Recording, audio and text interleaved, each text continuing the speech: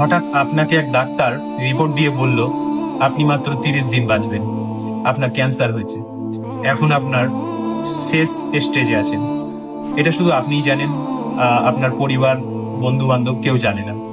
এখন এই রিপোর্ট পাওয়ার পরে আপনি বাড়ি গেলেন, প্রতিদিনের মতো আজকেও আপনার বাবা আপনাকে বকাঝকা শুরু করলো, তোকে দিয়ে কিচ্ছু হবে না, সারাদিন কোথায় থাকিস, তুই অকাজের ছেলে, ইত্যাদি ইত্যাদি।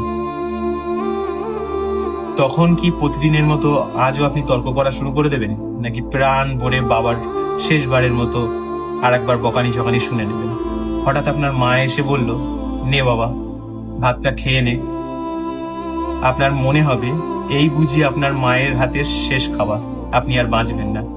আপনি পরম তৃপ্তি নিয়ে খাবেন এবং আপনার মনে হবে এটা আপনার কাছে শ্রেষ্ঠ খাবার, যদিও ডাল ভাত হয়। আপনি বের হলেন কোনো এক বন্ধুর সাথে দেখা, আপনি যাকে মোটেও সহ্য করতে পারেন না, সব সময় তার সাথে কথা কাটাকাটি। আচ্ছা, এখন কি আপনার তার সাথে সেই কথা কাটাকাটি শুরু হয়ে যাবে? মোটেও না। আপনি হয়তো তাকে জড়িয়ে ধরবেন, বলবেন, দোস্ত ভালো থাকিস। আচ্ছা বলুন, আমরা তো মৃত্যুর কথা ভাবতেই চাই না, এ থেকে আমরা পালিয়ে বেড়াতে চাই।